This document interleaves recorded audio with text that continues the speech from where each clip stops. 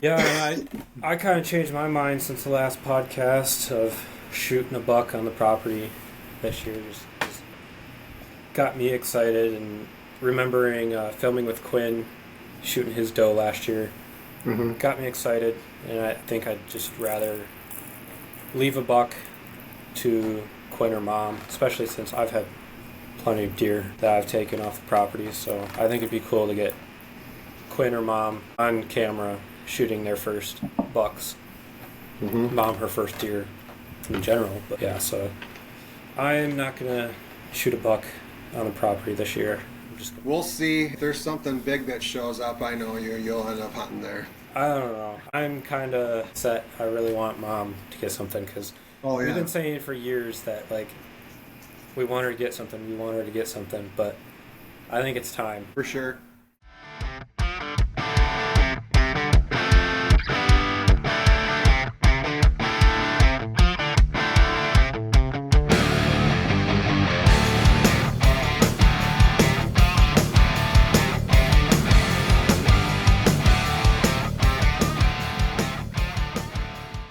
All right, and we're back.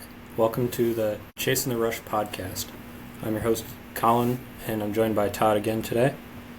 And today, thought since it's getting closer to the season, it's a little less than 2 weeks now, September 14th here in Wisconsin. We talk about some of the deer that we have on our property and a little preseason talk. So, Todd, do you want to say anything before we get going?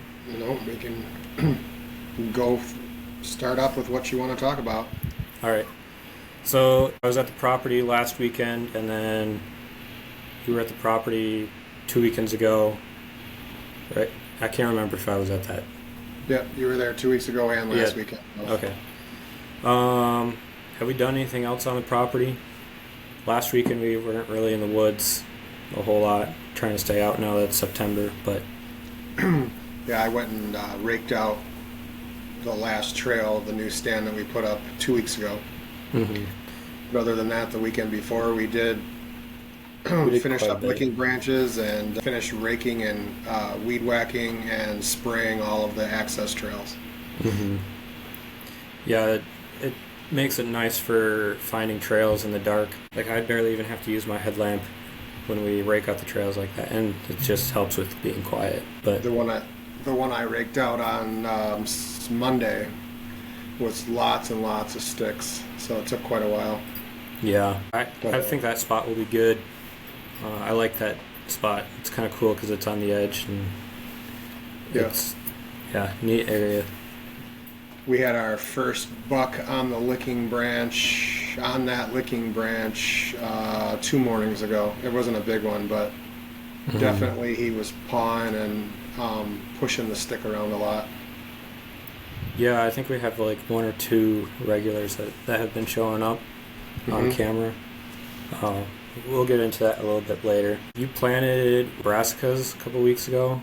Yep, and it looks like it's a failure, which I'm not sure why, but like we talked about the last podcast, we have existing clover that's very well established, and I went in and mowed strips in the clover down to pretty much dirt, and then I broadcasted brassica into it, and it seems like the clover came back way faster than what the brassica could germinate, and I believe from what I saw again this past weekend that nothing is taken. I did plant a little chicory in with the blend because I did overseed with clover again too, just so we'd have stuff for the spring. It seems like we have some chicory popping up, but as far as brassicas, I think that the clover choked the brassica out because the clover is so established that it filled right back in like nothing. So next year, I think I'll just take the rototiller on the tractor and till it completely under in the strips, not getting rid of the field of clover, but I'll turn the strips completely under. I'll mow them and then turn them under. Maybe even just if we had used the harrow drag that we have just to kind of rough up the soil a little bit, maybe that might have helped. Or Calte packer. I thought about Calte packing it, and that could have help. The problem with that is it's so heavy. Getting it down the side or through the middle of the clover, I didn't want to crush all the clover pulling that thing down in there. So yeah, it's when you fill up with water, it's a Packer Max, so it's quite heavy. And what day did you plant that? August 1st. August 1st. I don't feel like we got a ton of rain after you planted that, though. Like 2 weekends ago when we were there, the clover was crunchy and dry. Yeah. Especially where you mowed. Yep. Up along the woods was really dry, too. The orchard food plot all along the woods is pretty dry. So yeah, that probably didn't help us. No. It seemed like, though, last year we were dry, too, and then nothing really took very good. And then I overseeded everything with oats and rye last year, and then we got a good rain. And I did that, it was actually the second weekend in September. It was actually, I did it on opening day of bow season because we weren't hunting, and I figured I'd just be in the plots anyway, and it saved the season as far as the food plots go. And then the brassicas that were planted earlier, we got some rain, and then they took off. But now I feel like, I'm not saying that the brassicas are completely done for, but it seems like that normally Labor Day I'm ready to put nitrogen on them because they're up 6-8 inches but we didn't have anything. So like I said, next year we can till it under. I do want to put some rye out again next year and do rye and brassicas both, because once the frost comes, the clover is going to be pretty much dormant. So the rye will, it can germinate in 40-degree weather, so, and it stays green. The deer will paw through the snow and still get to the rye, and the rye will be green even with snow on it. Yeah. Well, at least the clover's bringing them in now. Yeah. Hopefully they'll stick around. With the corn being around us, they'll at least be in the corn until that's picked, so. I'm anxious to see what happens in the next few weeks. We're starting to get good bucks coming on the property now. We still only have one that I think is mature. The one that I want your mom to kill is a 3.5-year-old, but it'd be a dandy for her to shoot for her first ever deer. So, because Sean and I both said today via text that neither one of him or I won't shoot that one. So, okay, we'll leave it for your mom or Quinn. So anything at this point would be good for them. Oh yeah, and that's a nice 8-pointer. So yeah, and it's for sure. It's definitely not, because we've got good pictures of it now. It's definitely not a 4-year-old or older. The body is small. The rack is obviously it's outside the ears, but it's a young deer. It's interesting to see or hear how different properties deer doing different things. Like talk to some of the guys up here. You guys are saying that the deer have disappeared in the last couple of weeks, but it seems like on our property the deer activity is picking up. Yeah, so getting into that, the deer activity, we're starting to get more photos, daylight, more nighttime, more bucks. I've noticed a few more does. I don't know about you, what your thoughts are on the deer activity. I think our woods is so thick in the summertime that the bucks stay away. I think they're living in the waterways between fields and the tall grassy areas and on the edges of corn. I know that the bucks love to bed in the long grass along cornfields and stuff like that. They're not going to bang, especially big bucks. That's why we seem like we always have small ones all summer long, but they have little racks. They can get through there. I just think that the mature bucks will not go where they've got to smack their antlers through a bunch of stuff. So, if they get spooked and they have to take off running, can you imagine us with bare skin running through the middle of the woods with a bunch of briars and all that, scratching the crap out of you? So it just seems like every year our property, the big buck starts showing up the end of August, beginning of September, and then by the end of September, very early October, it seems like was when we get some good ones, like 4.5, 5.5-year-olds coming on. So, and with us only having 110 acres, I mean, I feel like a 4.5-year-old or a 5.5-year-old will tolerate the 3.5-year-olds, but I don't know if we're going to have much luck keeping multiple 4.5, 5.5-year-olds on 110 acres without someone getting pissed. So it seemed like when Ghost moved in last year that he was the king, and then everything else was a 3.5-year-old. So except at night, we were getting pictures of other mature bucks at night, but I never saw on stand anything bigger than 3.5. I take that back, because I think the deer that you shot was a 4.5-year-old, so a smaller rack, but it definitely had mass. So, did we ever get pictures of Ghost in daylight on trail camera? I feel like almost all the pictures we had of him were at night. I'll check. And then you saw him during your hunt, and then my mom saw him later that hunt, and then I saw him the night I shot my buck. Yeah. But other than that, I don't know if we have any daylight pictures of him. Maybe one at the orchard licking branch. Yeah, we have November 4th, we have a daylight of him, and October 28th, we have a daylight of him. Actually, he came past the orchard stand like an hour and a half after I got out of the stand. At 3:59, he walked past, and I got out of my stand at like 1:45. So, yeah, that was good move on my part. And that was October 20th. Yeah.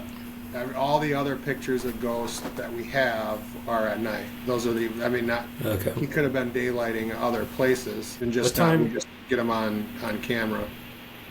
What time did he show up last year? Like the first pictures we had of him. The first pictures? I feel like it was later October. Yeah. It was the very first picture we have of him is at the orchard licking branch on October 11th at 7:19 p.m. Okay. And then we had him. I've got the gallery here of our from last year. That we've got him consistent after that. He was on camera just about every night after that. So I'm not getting too excited yet, or not excited. I'm not getting too worried yet, because I feel like that if Ghost is still alive, which we don't think he is, and obviously you can put a picture when you edit this, you'll be able to put a picture. Yeah, I can even share a picture right now. Yeah. If he's still alive, he's going to be a 180-inch deer, and if he's not, then we had some pretty darn nice ones last year that were pretty big last year. That gigantic 8-pointer, if he made it through, he's going to be an absolute giant. And I don't think that we have him on camera yet. We just have Swoop Dog, as Sean named him, which I'll get you a picture of him. Yeah, I actually just went into the Tech Camera Reveal and downloaded the pictures of the bucks that you have saved on there. Yeah. I thought I'd be able to pull it up on my files, but it's not letting me do that, so I'm going to try something else here. But yeah, I really hope he shows up. But like I think it was Cody DeQuisto in the Hunter podcast, he just counts every deer is dead until he sees it. Yeah. Which I watched that one. I don't know. Like I said, if you haven't listened to him, Chasing Giants with Don Higgins is a really good podcast. He's got a YouTube channel too. He's an older guy. He's got a lot of. At the end, they do like I don't even know, what do you call it when like a pastor comes on? Is it a devotional? Is that what it is? Yeah, something like that. At the end of every podcast, he has a gentleman come on and talk for like 15 minutes on different Bible verses and whatnot. It has some good ideas. I mean, obviously, he's killed a bunch of 200-inch deer, and he lives in Illinois. He had some good ideas of what we should do, especially, I mean, we really don't, again, I'm not really worried about most of our neighbors, to tell you the truth. He had some good ideas on growing different deer. If he says, and I don't know enough about deer to know, but he says if you have clean 8-pointers, if they're 3.5 and 4.5 as clean 8s with no potential for more points, like he says, like the main beams will have bumps, or Their tines will have some bumps on it or whatnot, so they have potential, obviously, for the next year. That's just in their genetics. He says to shoot clean 8s, get them out of your herd. Again, I don't feel like we have enough bucks to be doing that. To be like we talked earlier, do we shoot lesser bucks during gun season with the bows, just to get them out? But I don't know. Again, if it was our property, and again, 110 acres is a big chunk, but it's not that big. Well, and when you have, we have 4 hunters. Yeah. Consistently. You, me, my mom, and Sean, and then Quinn, and then maybe Braden and Maya this year. Braden supposedly is going to gun hunt this year, but not positive. Okay. So, and I know with him shooting a nice one, I know he's not going to shoot anything that small. But yeah, gun season, there's going to be a lot of pressure on the property. So, it should be interesting. Yeah. Leading up to that. But again, it'd be nice to find another chunk that's close to us to lease, like a 40 or a 60 or even a 30, just so we have more options to not pressure ours so much. But I mean, that's big bucks. So I mean, if we ever own property, I always said, well, I want to own 100 or I want to own this. I've been thinking a lot about it. I think I'd like to own like 3 completely different 40s that were within 5-6 miles of each other. Yep. So that we could be wherever our camper is at. Okay, put the camper on the lesser farm or whatever, or the best farm that we can, kind of be out of the way, be able to bounce around and have, 3 completely different deer herds. Because I don't think we might have 2 doe family groups, maybe 3. And then, we have the bucks that come in, because obviously they don't live on our property until the fall. I definitely know the bucks live on our property at some point, because when we're shed hunting, I find buck beds all over the place. So they are there. Which is weird. We haven't really ever found sheds there. Yep. I think it's because it's Calm Acres or whatever. It's marked with a game farm. Yeah, game farm. I think they leave all their crops standing all winter. So I think the deer, other than the does rather, I think the bucks leave and they go and live on that property. I bet you that those people find tons of sheds. Probably. The Onyx, it says their tax address is in Oconomowoc, but I'm not sure where their cabin or camp is. I've always wondered. Yeah, isn't it? Where they're at. It's over 1,000 acres, correct? Yeah, and then there's like Nature Valley or something, something like that, kind of butting up next to it, which is another couple hundred acres. Yeah. So it'd be kind of interesting to meet those people, and are they actually hunting it, or? Well, they probably do.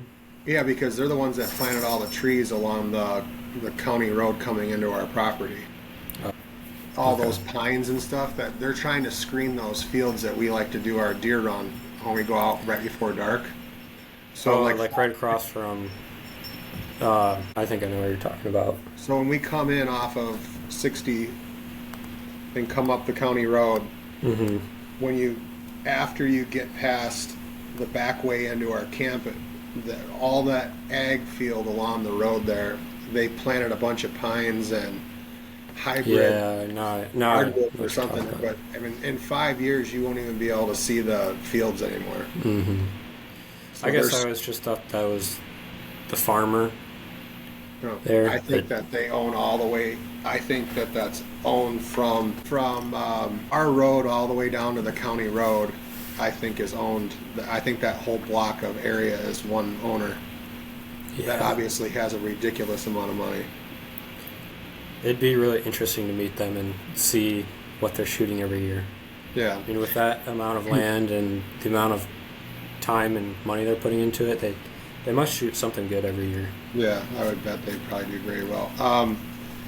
Where Dusty's at in one of his farms, Joe Thomas, you ever heard of him? He played for the Badgers, and he's a Hall of Famer from the Cleveland Browns.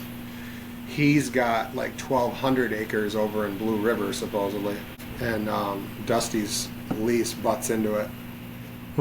But they leave crop too, so yeah. I mean, it costs probably $600, maybe not quite, like $500 an acre to put corn in and take it out. Mm-hmm. So you got a lot of money when you're letting 80 acres of corn just sit. But if you love deer hunting, I guess. Yeah, I guess if we had the money, I'd do the same thing. I mean, I don't think you can mow corn in Wisconsin, but in Iowa you can mow corn. Mm-hmm. And you watch like the Lakoskis and everything, they mow pockets out of their cornfields that are buttoned up to the woods, and then they put ground blinds in the standing corn, and the deer come out there. Yeah. I mean, they're chopping the corn up. It's a giant bait pile, basically. Mm-hmm. Yeah. That'd be nice if we could do that, or have one of the farmers just leave some corn this year, but mm-hmm. I don't think any of the farmers around us would do that. I've thought about just to try it. Again, we don't have a lot of acres of food plots, but I thought about doing beans because you can get forage soybeans that are Roundup ready, plant them Labor Day, Memorial Day weekend, and then you broadcast Brassica right into it, and as soon as the beans turn yellow, obviously sunlight gets down in there and the Brassicas come right up in the soybeans. Could we plant beans with just hand spreading it? Yep. You need the soil bed to be pretty loose. So we'd want to rototill it, and then we'd want to Cultipack it really good so that it gets in there. Because obviously the turkeys are going to come in there and try to eat the seed. But I was talking to people from like Blake and them, and when they plant their forage soybeans at their farms, they don't drill it. They broadcast it right in. Okay. That way you can get way more tons per acre then too. So it's not True. like when you're row cropping it, when you got to be able to get it in and out of there efficiently. Mm-hmm. I mean, can you imagine if beans were just not planted in rows and stuff, how hard it would be to harvest it? Yeah, true. It'd be a tangled mess. Mm-hmm. You'd be running over half of it. Yeah.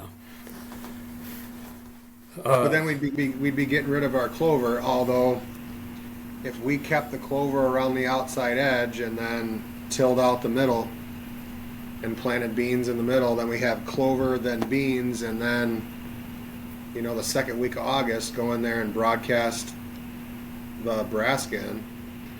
So the beans would have to they'd have to be getting yellow. I'll do some more research on it, but I know Bill Winkie and them do it. They put Brassica right into beans. So it might be something to look at, yeah. But I don't know if next year is going to be the move for that, because next year it's going to be beans anyway in the ag fields around us. Yeah. But in the years where it's corn, I think that might be a good option. Yeah. You get the deer in earlier. Because we could try cowpeas too. They grow very easy. It's a pod just like a bean is, and they love them supposedly. Mm-hmm. And I guess they're really easy to grow.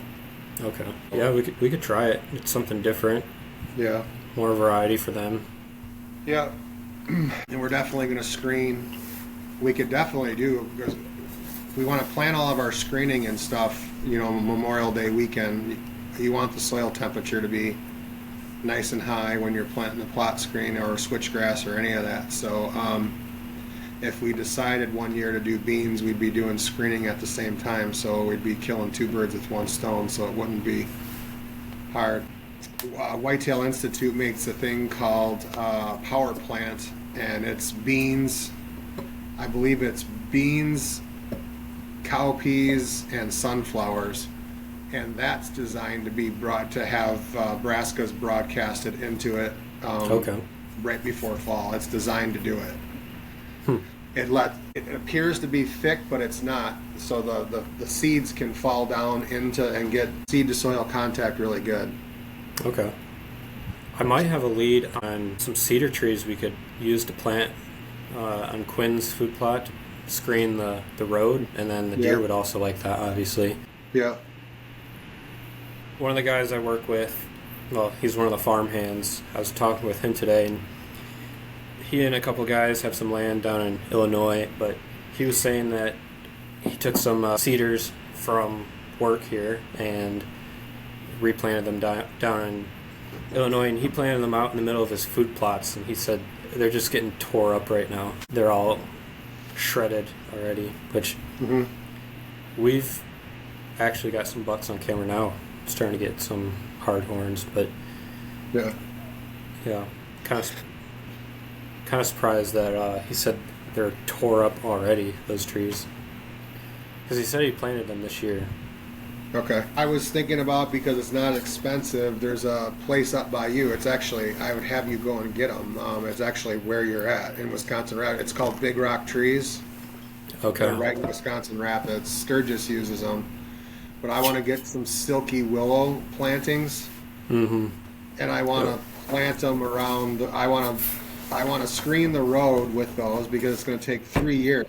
So what I thought is we could you put the landscaping fabric down, and you put 2 rows of the silky willow in, and then from the edge of the landscaping fabric, we can plant switch right up against that. And so when the silky willow gets big, then the switch will be right up next to it, and we'll have a wall of brush basically blocking the road, and then the switch will be butting up against it. Mm-hmm. And again, silky willow, the deer won't eat it. They don't like it. It's not like if we did red osier dogwoods, the deer would be eating it like a food plot. So the silky willow gets super thick and gnarly, and it's like a wall, and it doesn't lose its leaves very fast. Okay. How long does that take to get established? Cause it'll be, according to them, it'll be like 4 to 6 feet tall in 2 years. And they're located in Wisconsin Rapids? Yeah, just are you have internet available or no? Well, you can look at it after the podcast. Yeah. They're. I need to call them because I know they run out of stuff. I want to be able to reserve what we need, and they'll ask you what your lineal footage is of what you want to screen, and they'll tell you exactly the pattern to plant and how many. Okay. And it's cheaper and the cuttings are cheaper than food plot seed. So to me, a couple $100 worth of silky willow cuttings is, we spend $600-700 in food plot seed every year. Yeah. So having screening for access and being able to walk past Quinn's food plot at 5 a.m. is way more important than Nebraska, as far as I'm concerned. Yeah, I agree. It doesn't do us much good to have a food plot when we can't even get into that food plot in the first place. So, and anytime we walk by, it just scares them out. Mm-hmm. So, even when you fly past them at 30 miles an hour on your e-bike. Yeah. And go ahead. And then switchgrass, for sure. Everything that I've been researching, if we have a 12-yard, let's say your mom's food plot, if we screened the ditch side of the food plot, not the pine side, okay, and we enhance the trails coming in and out of the food plot, the does will lay up. They won't lay in the switch, but they'll lay right up against it. Mm-hmm. And again, because they don't want to see in the food plot. Yep. I don't know why deer wouldn't want to look and see what's going on in the food plot. You'd think they'd want to bed there and be able to look out there and see when danger is, but they supposedly, my research that I've been doing, they don't want to see in there. So they want to lay up. They want to be able to lay up tight and then not have to worry about anything in the food plot until they want to get up and walk out there. It is a little weird because, you'd think that they would want to see because, it's a little harder to see in the woods, and you'd think that they'd have their back to the woods, looking into the food plot, and then just rely on their sense of hearing and smell coming from the woods or wherever. They probably do the exact opposite. They lay up tight next to that switch because of the thermal cover, and they're looking into the woods, and they've got the switch at their back. Yeah. If we can get between your mom's food plot and Quinn's food plot, where the cut road comes down, if that's all bedding on both sides there, on both hillsides, and we can keep the does there, then we got the rest of our property for buck bedding. Because there should be zero chance when we're walking to the ditch pinch, or if we're walking to, well, any of our stands for that matter, that we shouldn't be running into does at 5 o'clock in the morning. No. And when we go into the orchard, we're running into does. There should be zero chance that we're running into deer. There's no reason why they should be there. They should come. Yeah, there's. But it's because where they want to bed, it's the thickest right now. They don't want to. Yeah, when around the orchard food plot is so thick, there's no way they can ever bed there. So they bed down in by where that one stand is, because there's clumps of bushes around and some long grass, and they like to bed in there. That's why they're in there. Yeah. If we could create the same exact habitat along that food plot with where all the apple trees are at, that'd be ideal. Keep them up in there. And Eric was saying that his lease, the apple trees are well taken care of. The farmers take care of all the apple trees, and then the grass is like waist high all around by the apple trees, and the does lay in amongst the apple trees, and they just love it. I bet. Yeah.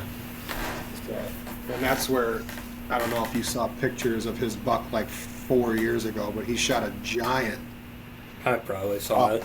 Yeah, he shot a giant right off the edge of where all the apple trees were at. The buck just came cruising through there, scent checking it. While we're talking about does, let's talk about why we're not shooting does. I think we kind of talked about it last time, but kind of just to go over it again. I feel like Not.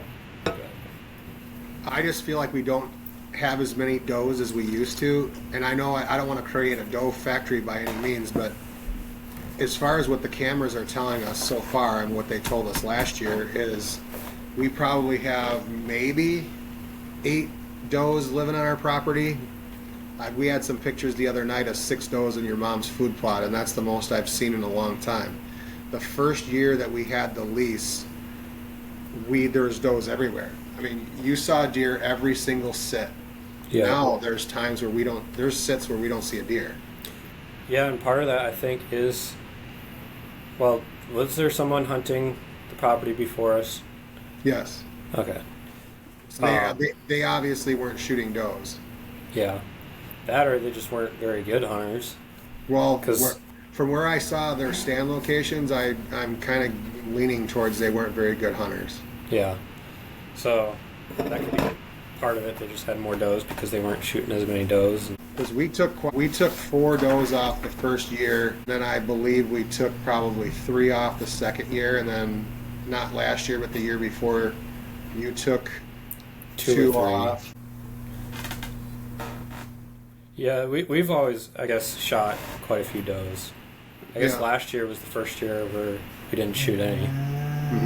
So, and when the other owners had it, who knows where they were going on the property? Maybe they just left a large area of the property alone, and it was kind of a sanctuary, so it held more deer.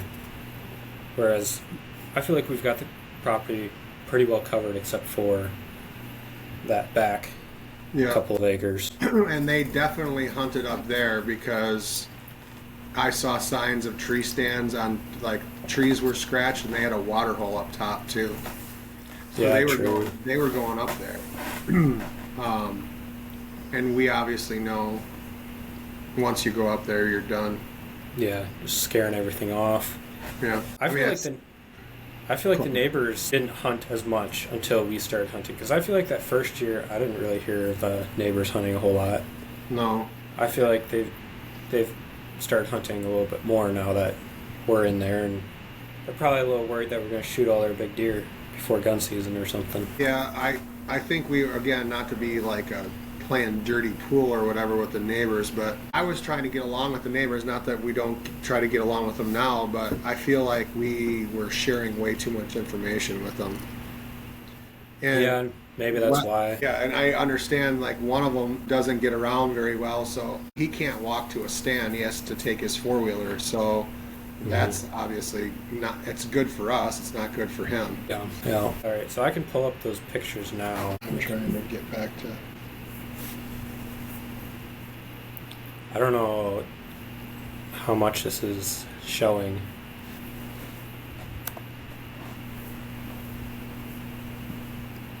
Is this showing anything on your end? Yeah, that's it's the picture that I sent you this morning. Yeah. And this is one of the ones that's been showing up kind of regularly. I think we've got a couple photos. A nice deer.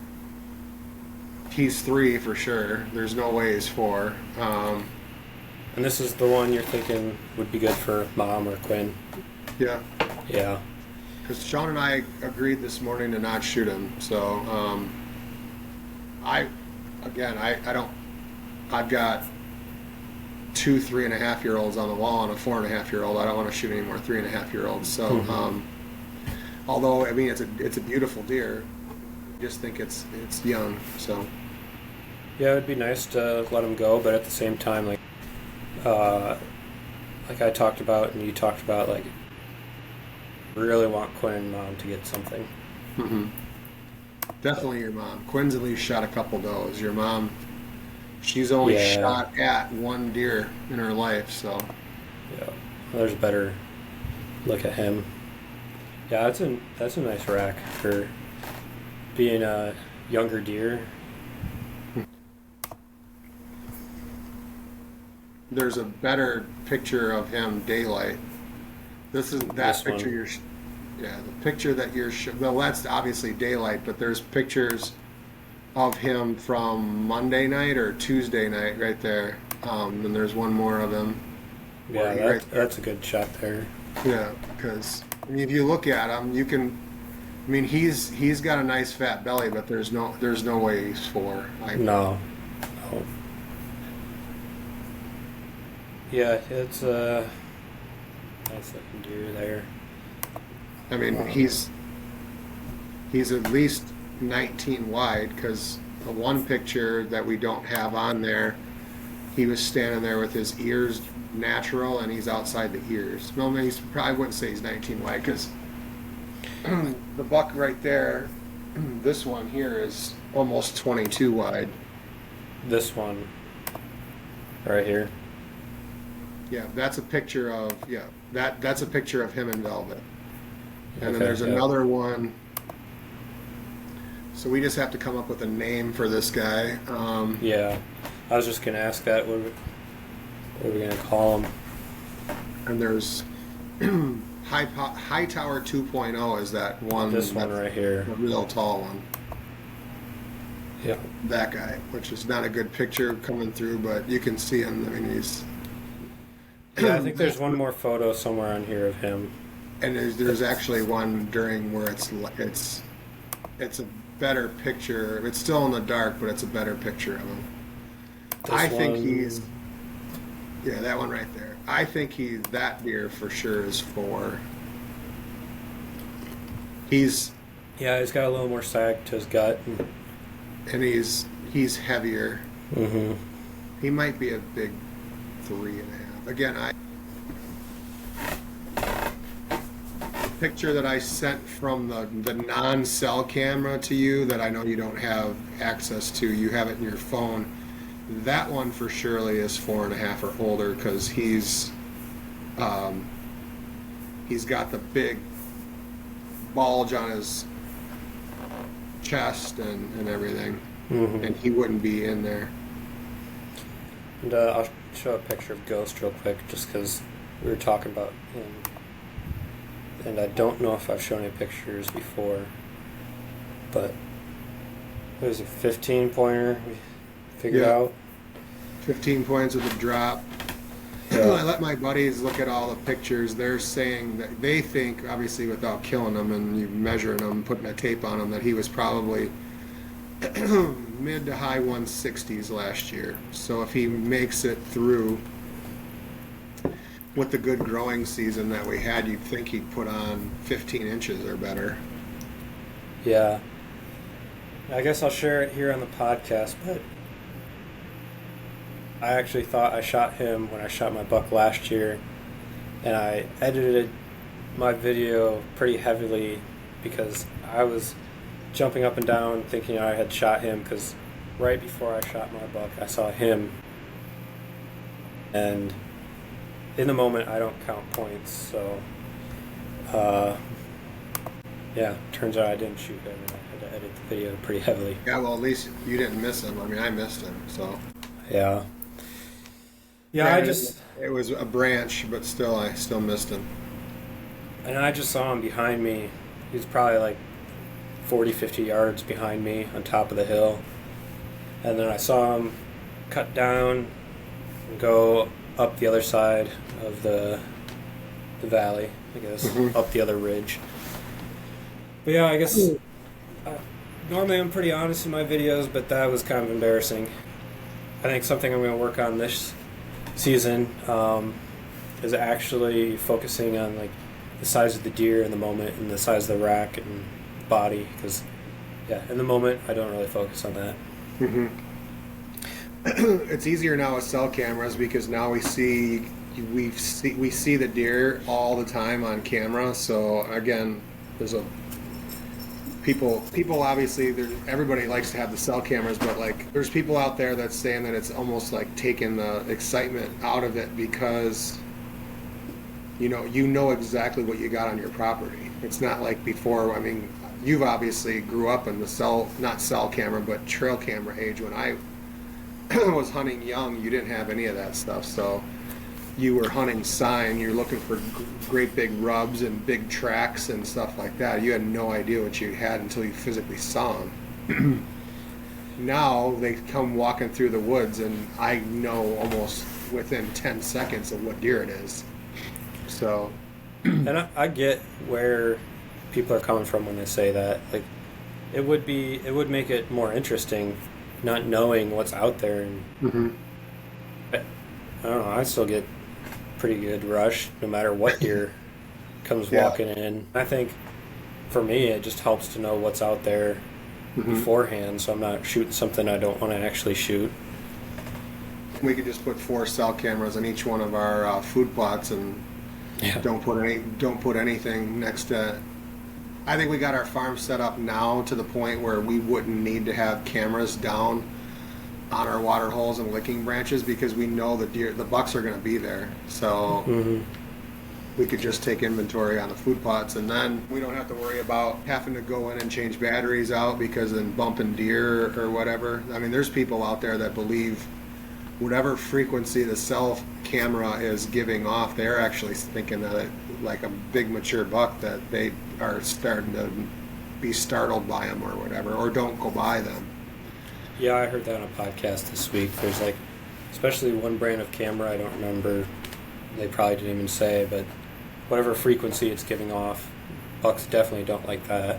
And then, I mean, it all depends too, because some deer don't seem to care that there's a trail camera there, others do. They'll avoid that spot. But, yeah, it's kind of hard to say. It's kind of like the debate of, is Sitka actually worth it? Can deer actually see it? It's like, people are always going to have their own opinions. Yeah. Well, I know I wear Osseo. I know you wear Sitka. I know that Osseo camo is better than Realtree camo, because I've had big deer walk within 10 yards of me and look up at me, and then look at me for about 2 seconds and put their head back down and keep walking. And when I was in Realtree camo or other camouflage, they look up and peg you and blow and they're gone. So I just feel like the type of pattern, I know that Sitka pattern is or it's not the same, but it resembles the same kind of blotchiness. So I'm guessing that Sitka is probably the same way. And I've definitely experienced that with Realtree camo. I feel like, well, that's pretty much all I wore before Sitka. Yeah. And I've definitely experienced deer looking right up at me. And when I'm wearing Sitka, I feel like I'll have deer look right at me and just carry on.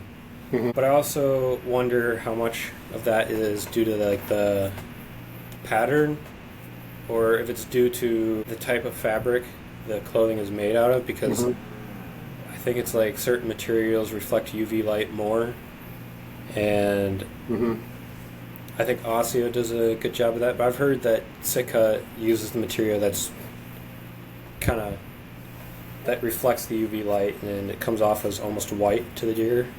I don't know. Okay. I don't know how much of that is true, but Yeah. that's just what I've heard. Yeah, your mom's had when she wore, and your mom's always had good camo because we've always bought her good camo, but it's still like a mossy oak or a Realtree type camo. And I've been hunting out in the woods with her where I've had deer by me and they go 100 yards down where she's hunting, and she gets blown at because they come to the right to her ladder and look up at her.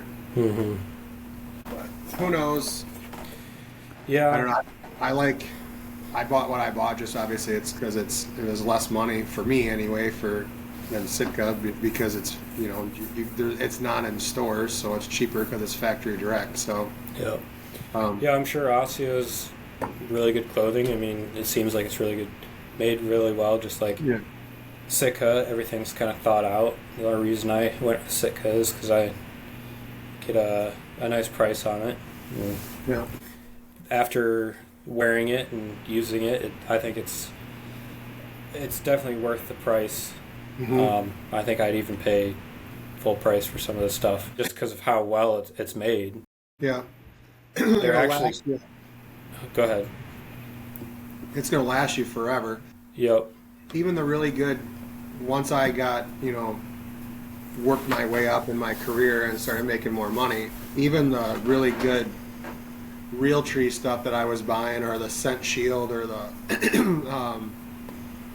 Scent Lock stuff that I always wore, when you pay a premium for clothing, it's going to last. I mean, my Scent Lock stuff that I hunted with for over 10 years. Yep. Stuff. You get what you pay for. Yep. That's why I like buying name brand stuff and quality stuff, because it lasts longer. Not just in hunting clothing, but pretty much everything. Yeah. Try and buy name brand, but yeah, I think Sitka's coming out with a new camo pattern. I think Saturday or tomorrow or something. I got the thing in the mail. It's for early season. It's like really green stuff. Okay.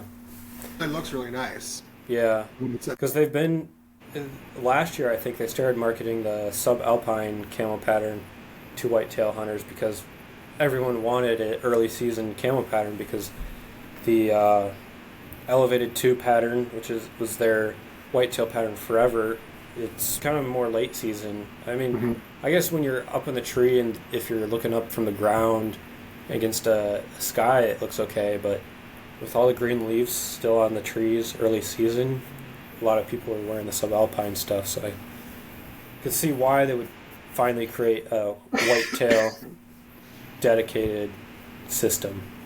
Yeah. It makes sense. Yep. That's what. Now that you have all your main pieces, though, it's not so bad when you're just adding to your collection every year with 1 or 2 pieces here and there. Yeah. It's a huge expense, obviously, to buy stuff right away. I think I dumped $1,000 like the first year on all my stuff, and now I've just been buying a piece here or there to add to it. There's still some things that I wish Osseo made that they don't, that I know Sitka does make. So I might mix and match just because there's. I like to wear the least amount of clothing in the stand as possible. So I wish that Osseo made heavier hoodie than what they do, because I would just like to wear a hoodie and a vest and my bibs and that's it, and not wear a jacket at all. But the hoodie that they have, it's very nice, but it's not very heavyweight. it's not even as. I wish they'd have one that was at least as heavy as just like a high quality sweatshirt, but have the performance that the fabric for their lighter weight stuff is. So is their hoodie like Sherpa lined? Because because the Sitka hoodie that I have, and I love it, and then I have the one just in the, I guess, mud brown color that I wear all the time. That thing is super warm, and it's like a puffy, it packs down super small. I have the jacket, it's not a hoodie, I guess, for hunting, and then I have the hoodie for everyday wear, but I think I want to get the hoodie version for hunting as well, because that thing's super warm and it packs down super light. Yeah. That might be something you want to get. Yeah, because the extreme weather jacket from Osseo is pretty bulky, and I haven't shot my bow with it, but I worry that the sleeve is going to be to the point where I could snap the sleeve with the string. Yeah, the ambient jacket, that's what I have. It's super warm, and then, I mean, it's not windproof, so you might want to wear a vest or something, and get you through. There's another layering system. That's what I wear it for. When, like, early season, if it starts to get a little chilly, I'll throw it on. Because I thought about getting, because I've got the batteries now, I thought about getting a Milwaukee heated vest to have right at my core, get a small one so it's tight.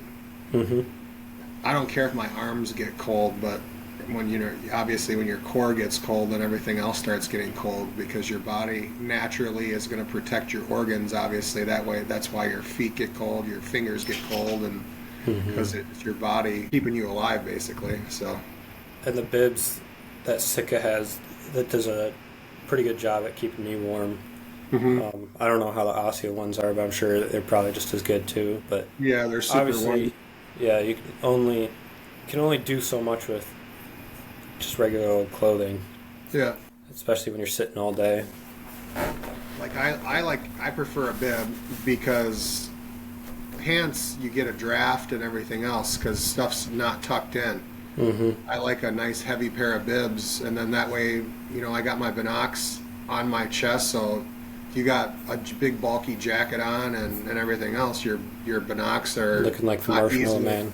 Yeah. Your binocs aren't easy accessible. Your rangefinder's not easily accessible. So yeah, and rumor has it that fall's going to be 2 weeks earlier. Just obviously you believe the Farmer's Almanac or whatever, but supposedly things are progressing this fall here in Wisconsin and Illinois and Iowa. Everything is like 2 weeks ahead of schedule. So, well, it was a pretty mild August. Like usually August is pretty hot, but we had like one really hot week while I was in Iowa. The show got up in the hundreds, but other than that, it's been pretty mild in the high 70s. Not much higher than that. It's only supposed to be in the 60s this weekend when we're at the football game. So, and it's been pretty cool mornings in the low 50s to low 60s, I'd say. It's been really nice, actually, being able to run in the cooler weather. Yeah, I think it's going to be a snowy winter and cold fall, which I'm okay with that. I like that weather. Yeah, it'd be nice to be able to hunt the whole rut and not, be in tons of clothes and then 2 days later be in a t-shirt. Yeah. Because that's how it usually goes. Yep. And then Sean and I have already, depending on weather, we're obviously going to get there on the 23rd of October. If it's going to be marginal weather, we're just going to hunt evenings, meaning get in the stand by like 1 o'clock, hunt till dark. We're not going to wake up early. I'm not going to go out and do a morning stand if it's 60 degrees. Yeah. No point in that early season or earlier than that. Yeah, and I just don't want to burn the property up if the weather isn't going to be great. Cooperating, yeah. So looking at the pictures we had of those bucks, is there any of them that you're going for, or you're just kind of waiting to see? There's one that the one that we named Swoop Dog, though. That one's a 10. It's a perfect 10. Did I show that picture? Do we have a picture of it? Yeah, we have it. It's on. It was from a normal trail camera. It wasn't a cell cam. So he hasn't showed up on cell cam yet. Not yet. Okay. Yeah. So we've gotten him multiple times on the regular trail camera where that camera's at. Okay. And you sent that picture to me? Yes. Okay. I'll edit it in so people can see. It's a super wide, perfect 10 pointer, and it's definitely a mature deer. You can tell by its body. It's got, like I said, it's got the big bump on the front of its chest, saggy belly, saggy back. So he's at least 4. Oh, yeah. I have a picture of him in velvet at Quinn's mouth. Yeah, I kind of changed my mind since the last podcast of shooting a buck on the property this year. Just after watching Chasing November YouTube series a little bit and thinking about it a little bit, watching Chasing November though, watching people film family members kind of got me excited, and remembering filming with Quinn, shooting his doe last year, got me excited, and I think I'd just rather leave a buck to Quinn or Mom, especially since I've had plenty of deer that I've taken off the property, so I think it'd be cool to get Quinn or Mom on camera shooting their first bucks. Mom her first deer in general, but yeah, so I'm not gonna shoot a buck on the property this year. I'm just gonna film. So I only have that week in between drills to actually come down and film. So I'll make it work, and I'll just shoot something around here. I'm gonna aim for... Huh? We'll see. If there's something big that shows up, I know you'll end up hunting there. I don't know. I'm kind of set. I really want Mom to get something, because we've been saying for years that, like, we want her to get something, but I think it's time. For sure. With her not having much vacation, I told her when she's in camp on the weekends that I'll just double set with her. So I'll climb up first in the ladder stand, and I'll swing the Millennium off 90 degrees, and I won't even have my bow with. I'll sit with her. Her and I, when we first started hunting together, I mean, we always hunted together, and now that we have this property, we obviously all split up because we want to cover the property and kill a big deer, but I think it's taken the fun out of it for her. So I want her to enjoy it too. So once she gets one, I think it'll be different.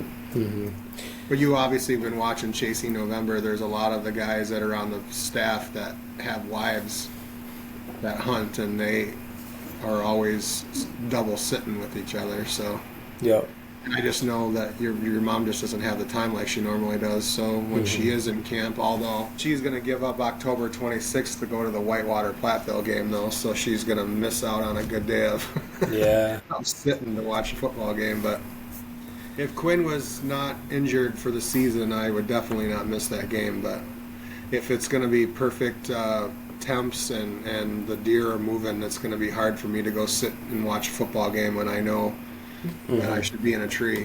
I figure with Quinn, this is probably going to be one of the only years in a while before, that he has free, because he's injured this year, so he's not going to be playing football. So he can actually spend more time in a tree this year. Whereas, who knows if he'll play in the next couple of years, but I'm planning on him playing, so might as well try and get him on film this year if I can. Yeah, and it's easier for you because you have your saddle, so all you got to do is climb up the ladder stand, put your platform out to the side, throw your lineman's belt around, or however that thing works, and get in there. I'm worried about, granted, I think I can get everything set up fairly quietly, but there's still metal. There's a lot of metal up there to be banging around trying to get another stand set.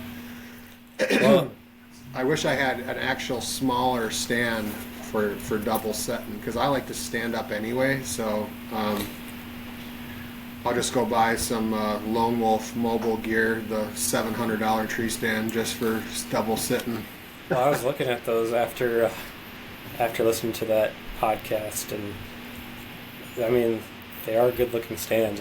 I'm kind of interested to. I'd be interested to try something like that. Supposedly, and I might be not speaking correctly, but supposedly the sticks and the stand, and they all hooked together, weighs like 7 pounds. Yeah.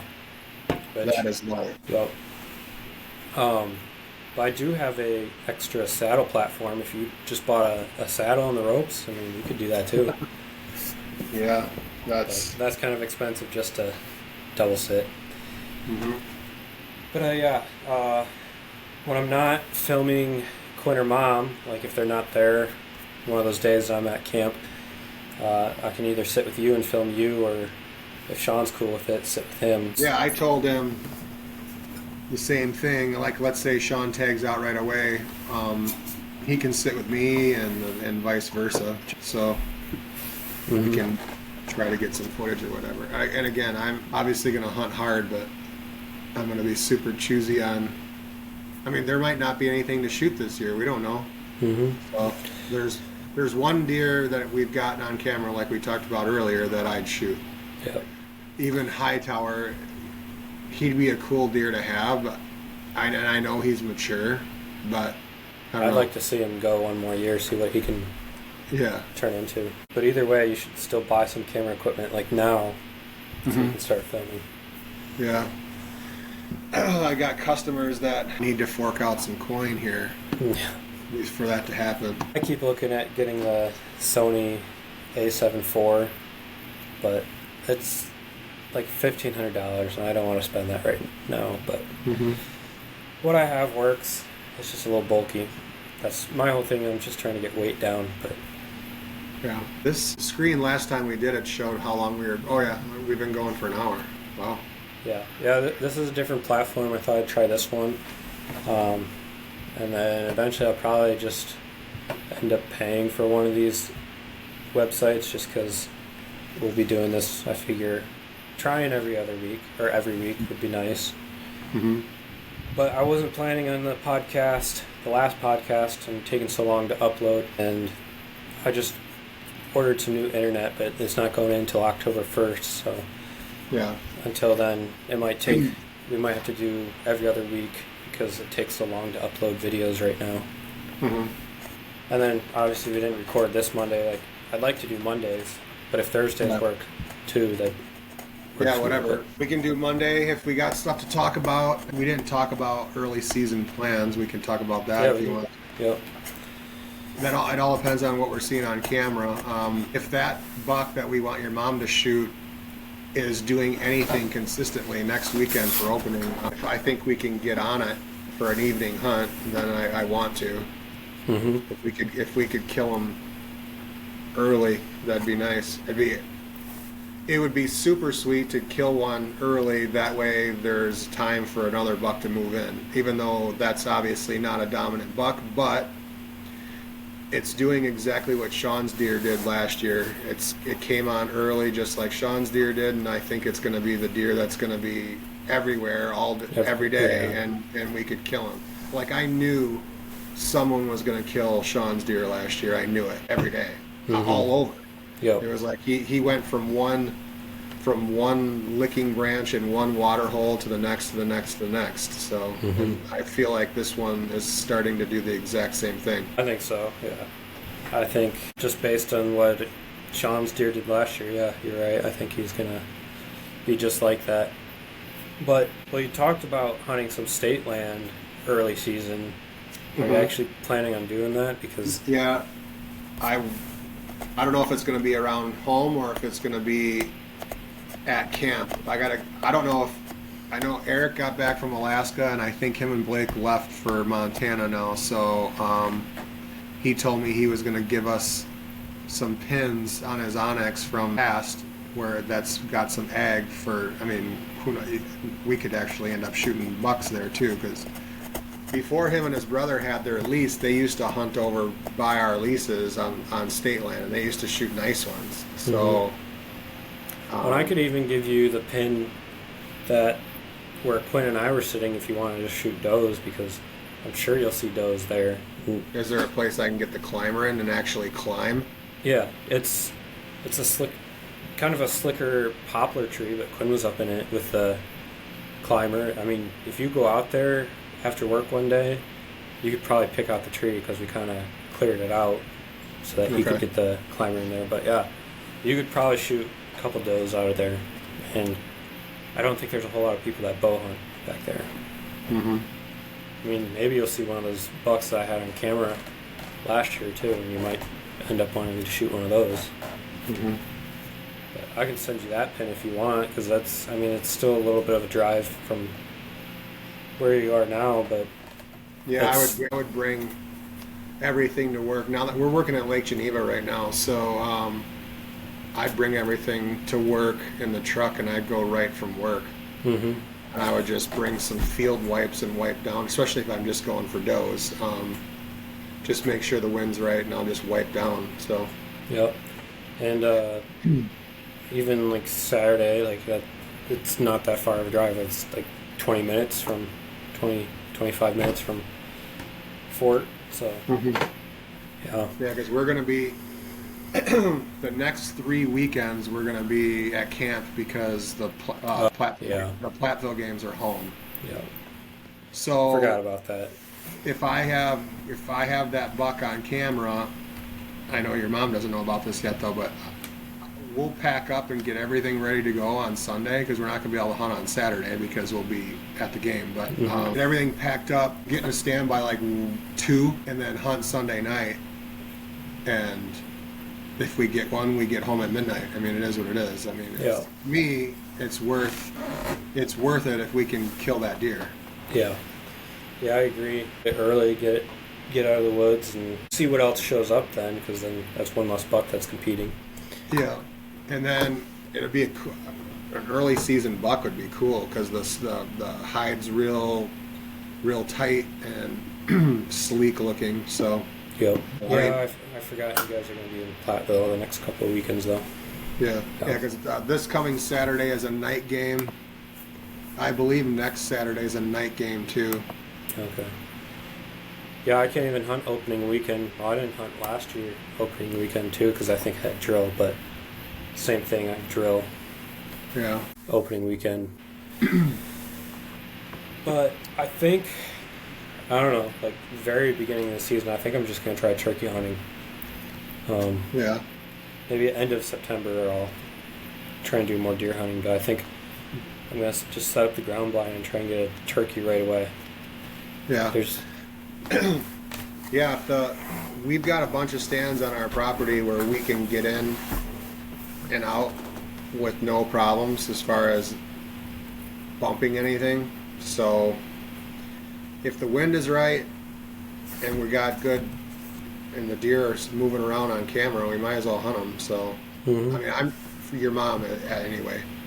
So, because Sean's not going to be up there on opening weekend.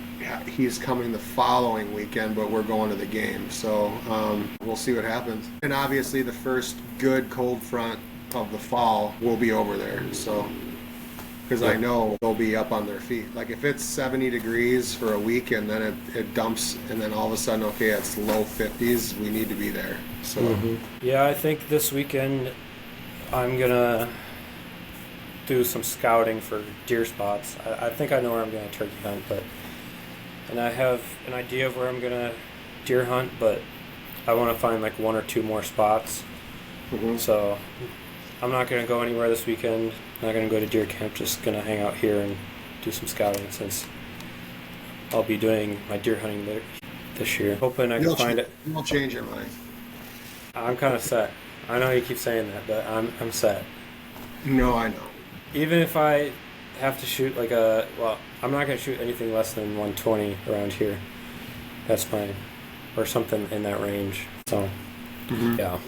Yeah, it should be interesting. The next couple weeks should be eye-opening, I guess. When we see the later it gets, the more stuff is going to keep showing up. Yep. We definitely have somehow, some way at the end of the season or right after gun season, we got to exterminate the raccoons. How long can we trap? So I think it opens up October, something like that. It's like early October and then it goes into February. Okay. So we could we could get there and get some traps set Friday night after work, and we could trap Friday night and Saturday night. And if we had enough traps, we could probably, I would guess we could trap probably 20 coons a weekend or more. Mm-hmm. Yeah, the raccoons right now are outrageous. Like, I didn't really believe you, because I don't think they've been this bad in past years. Ever. Yeah. There's and pictures then, when I logged back into the Tacticam app, I couldn't believe how many raccoons are on a camera. And it's not just like one spot. In like past years, it's always been ground zero or something. But no, it's like every spot, every food plot, every watering hole. There's like 6 or more. Yeah, and they're not all the same ones, obviously. No. Yeah, it's crazy. I don't know if the one guy stopped coon hunting or what. Oh, he had dogs, so there's no way we could have him trap our property because the dogs obviously aren't going to stay just on our property. Mm-hmm. And he said, it won't scare the deer. He just wanted permission to hunt it. So, but it's just weird how all of a sudden this year there's more raccoons than ever. Yeah, I think we've given them plenty of hot tubs to take baths in, so they like it. So. But I feel like each water hole, if we put 6 traps at each water hole with some marshmallows, we could probably get every trap to hit. I have maybe 8 of those dog-proof traps. Uh-huh. Those are the easiest to set. You just set them on the ground anywhere, and then you can put whatever bait in there, marshmallows. And then those 2 live traps, the foothold traps, like the traditional looking traps that you might think of.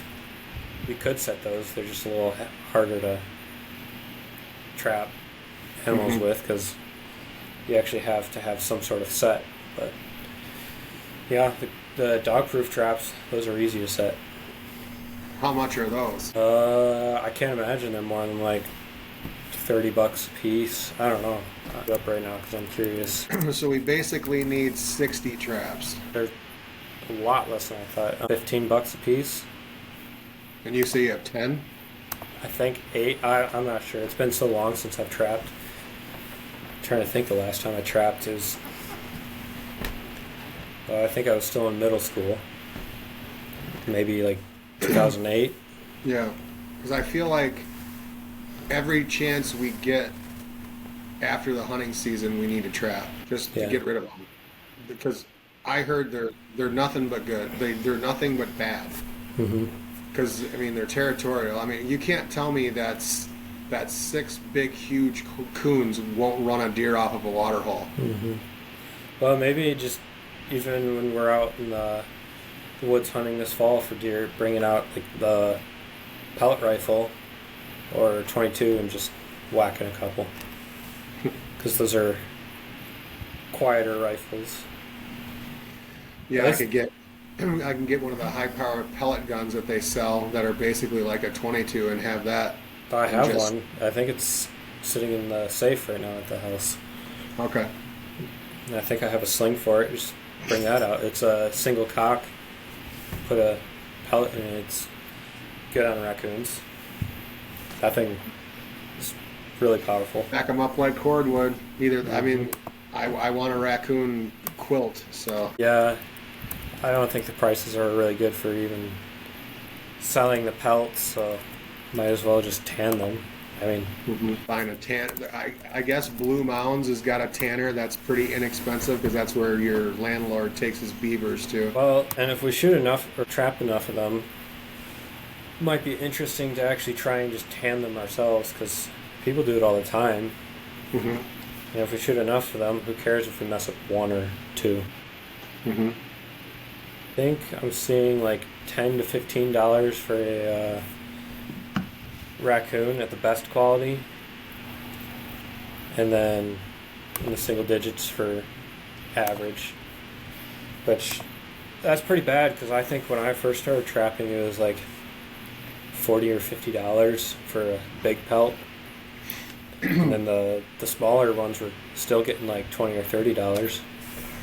Yeah, $15 and you give them 100 of them. That's a lot of money.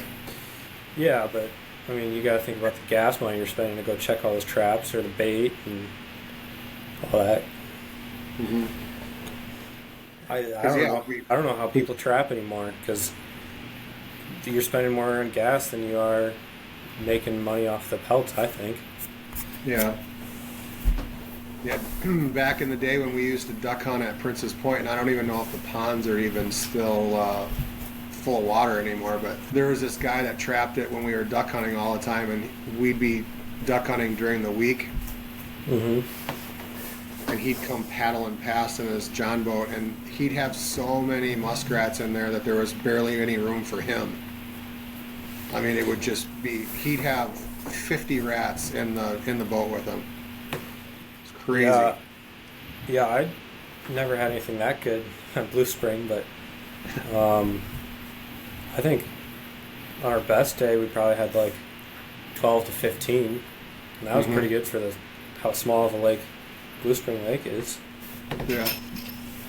And that's a lot of skinning. I can't imagine doing like 50 rats. Mm-hmm. Yeah, that'd be the thing that I would struggle with, is like a raccoon, how quick are they to skin? Especially if they've been dead a while. I would guess that the hide doesn't pull off them very easy. Yeah, it depends. I don't know, it's kind of like a deer. Like, I think it's easier to skin a deer when it's fresh, but then it's kind of gross because how warm the fat is still. So yeah, that deer that you got with the bow, the doe that you shot with the bow, that was, I mean, that was pretty much as fresh as it gets. That was as fresh as it gets. It was actually same morning. Yeah, I don't usually have issues, but that was kind of gross when we were butchering that. It was. I mean, the meat was still warm. Yeah, I think skinning, if I remember right, the fat's not always solid yet, because, I mean, you're going to check the trap in the morning, you shoot it, and then, I don't know, maybe you let it sit for a couple hours, but the fat's not completely solidified yet. Mm-hmm. So, yeah. I don't know, I didn't really think about it back then. Yeah, it seems like I think more and more about it as you get older. Mm-hmm. Like I said, when you shoot ducks, and I don't know if you've watched a duck commander duck video before, but how you bite the duck head to kill it, instead of wringing their neck, you just put the corner of a duck's head in your mouth and just bite down, and it breaks their skull and it kills them right away. And that's a Phil Robertson thing. Yeah. That was back before, long before Duck Dynasty, back when all he had was his calls and super awesome duck hunting videos. Mm-hmm. I mean, they put a hurting on the ducks every year. They're pretty awesome duck hunters. Yeah, I think it was early goose this weekend, or duck or something. Yeah, it's right now. Because I saw a bunch of boats out this last weekend. Where we're working right now, there's a lake, and I heard lots of gunshots this morning. Yeah, I could probably shoot a couple geese off the farm at work, because I guess they land all the time in the cranberries. There's a ton of swans. Not that you can hunt swans, but there's a ton of those. Yeah. But I'm excited to turkey hunt, because I've never done that. Well, I have, but it's been so long, and it was really just my dad hunting, so been watching videos. You can get, I don't know who makes the broadhead. They make a broadhead so that you can basically just be a head hunter. I'm just going to try with the mega meats or dead meats over there. Yeah, they'll definitely do the job. Just aim. I mean, I think from the videos I was watching, it's like right where the neck feathers come down and where those meet the wing, right in there. And it should be a dead bird then. Oh, for sure. And they're not hard to clean. I was kind of expecting a little bigger mess, but I mean, you pretty much just make a small cut on the breastbone, and then you can tear it apart to get to the breast meat, and then you keep tearing it to get to the leg meat, and that's pretty much all the meat you get off them. Yeah. All the videos I was watching. Yeah, I've eaten some. They're delicious. I mean, Jonathan made a bunch when we were helping him open his restaurant. He was feeding it was obviously not open yet, so the people that were helping set the restaurant up, he made a bunch. He wrapped them in prosciutto and rolled them in Italian breadcrumbs and just simmered them like in some olive oil. They're pretty awesome. Yeah, I figure why not? I've seen plenty of them around, and I got the tag this year. And if it turns out easier than I thought to shoot one, I'll probably go ahead and just get another tag. I think it's $10, so might as well get as much game meat as I can. Yeah, we have quite a few turkeys all the time on camera, so who knows, we might be able to do okay at camp too. Anything else you want to talk about? No, as hopefully everybody that's going to watch isn't going to think that we were pretty boring tonight. Yeah, well, I'm getting under the weather, so I don't feel very good. So I'm getting a cold, so I'm pretty. I'm starting to feel that too tonight. I really started to feel it, and super low energy.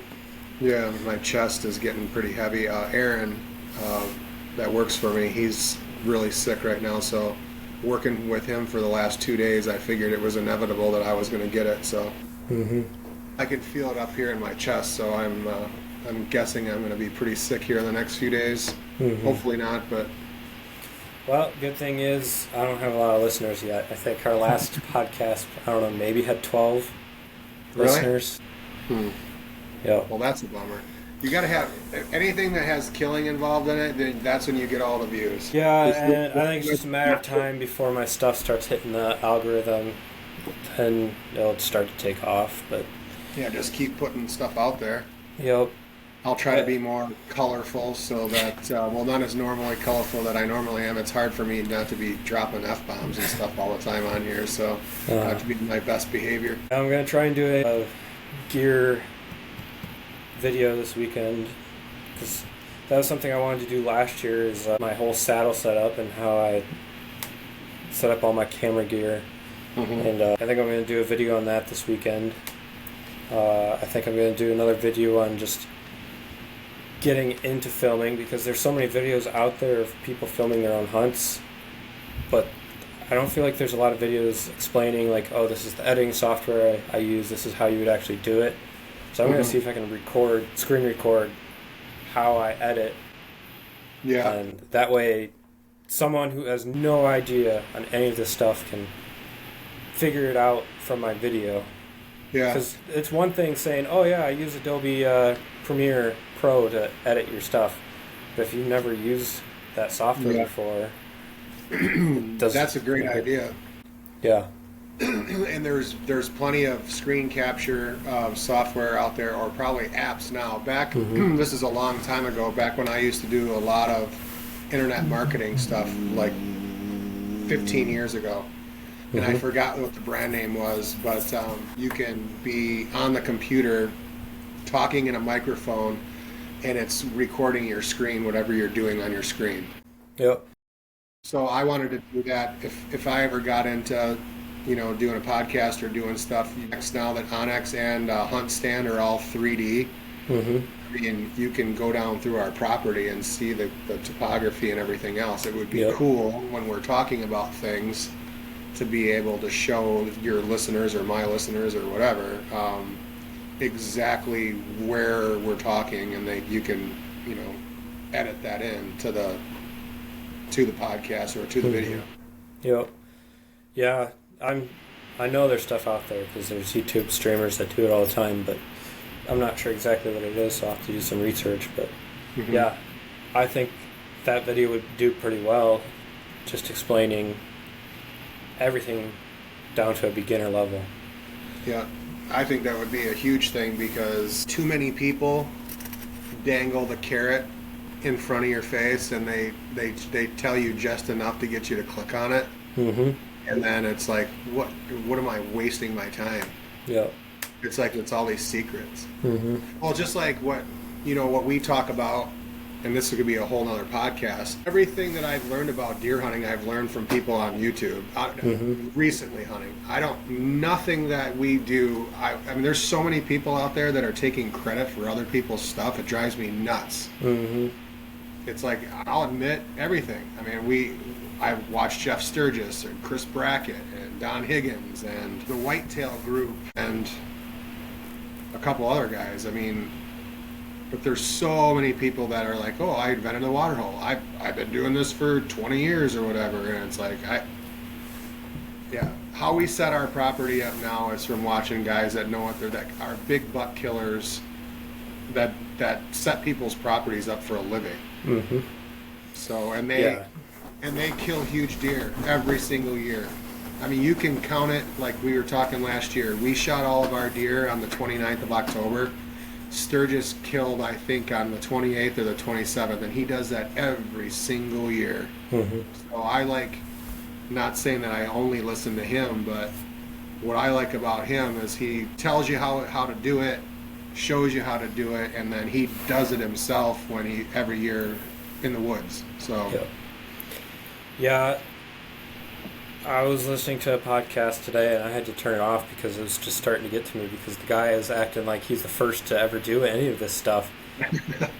Like, it was so obvious that he was trying to make it sound like he's the only person doing this right now, and it was really annoying, actually, trying to listen to that. I give credit where credit's due. I'm learning, so I would tell people, if people ask me my opinion, I'd tell them exactly, okay, this is what we do because I learned this from this guy, and this is what's worked for us, and then it's nothing that I've come up with on my own.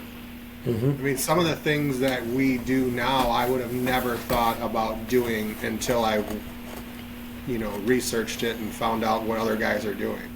It makes total sense to me now, but at the time it's like, why would anybody do that? But now it's like second nature. I mean, I'm confident if we ever own our own farm that setting it up will be a piece of cake just because we understand how you need to set it up, whether it's a flat piece of property or a hilly piece of property.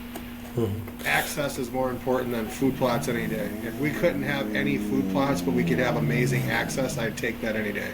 Yep. Well, and we're living in a time where everyone pretty much learns everything from the internet. And I think you and I both grew up in an area where we're hunting now is very different from where we grew up hunting. Yeah. So I think we learned how to hunt around us pretty well.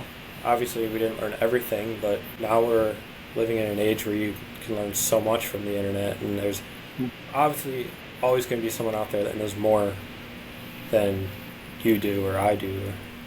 Mm-hmm. So you might as well learn as much as you can. More. Yeah.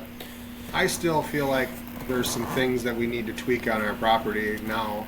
Like, I'm not so sure that the water holes, I mean, granted they come into them, I'm not sure they're in the right spot or the right stand locations. I'm not saying that we need to move the stands, but I feel like some of our water holes just get pounded on, and then we've got water holes where they come to once in a while. Mm-hmm. So, like, obviously the ditch pinch is because it's obviously 20 trails come together in one spot, so that makes sense. Ground Zero, I think it's because it's so hidden why they love that, but we've got other water holes that they hardly ever come to. So We only come to every once in a while, but it's not hurting anything, so. yeah, for sure. And we don't have too many because we have lots of change in elevation. So we have 6 water holes, so for 110 acres. Yeah, I wouldn't change anything about the water holes. Yeah, maybe they're not getting hit as much as others, but if we're not going to change the stands, everything is kind of set the way it is. Yeah. Say, why not just leave everything? Yeah, the one stand that's going to get moved next year is not going to. It's only going to get slid down the hill. Where I killed my buck last year, that stand has to be in that maple tree that's down the hill 10 yards. It has to be, and we're going to find out. I feel like when we were setting that stand up, I think I said it had to be low, and you're like, no, we got to go higher up. No, what happened was the branches are up in that tree. We didn't have a way to cut those branches out, so because the pole saw wouldn't reach up that high. So what we have to do next year is get your saddle sticks out, and you climb up there and cut like 3 branches, and we can slide it into that tree. Okay. Because I know what's going to happen this year. Deer are going to cross the ditch behind the big walnut tree, and someone's going to miss an opportunity at a giant because it's too far of a shot. It's going to be a 40-yard shot. Mm-hmm. Yeah. So how they come through there, I got lucky that my deer crossed in front of it. Mm-hmm. But you can tell by where the trail naturally goes, they want to cross behind that tree. Mm-hmm. I guess we could pile a bunch of brush back there and not let them go behind there, but I don't want to start altering a natural travel corridor that they've been using forever. So, yeah. But yeah, other than that, I don't think we need to move anything. I'll be interested to see what the Remington Hill Road stands do once it gets more into the season and there's more deer movement. It seems like we get pictures on those cameras every couple days, but it's still not every day. I don't feel like the Remington Hill stand is getting a ton of movement. Yeah, I think they move through there, but I think it's more maybe rut time when they're actually using it. So I don't expect a ton of pictures from those stands anyway. Yeah, not for a while, but no. if you walk through there during gun season, there's hundreds of rubs. Mm-hmm. Hundreds in there. That's why I decided to put stands there. So I feel like bucks go in there and lay down and bed up next to the road. Probably just forget what time it was, but the one buck was bedded right up against the road on the other side of the road, the side we have our camp. Yeah. And I think it was you, me, Sean, and Braden went down there, and the buck jumped up and it was like bedded right on the road pretty much. Yeah. Right by the pasture. Yeah, I wanted to put a normal trail camera in there, but I won't do it now. But there's on the side of the road where the pines are at, right where you're talking, where we jumped it, there's a giant buck bed up in that thick brush right between the road and the pines. Mm-hmm.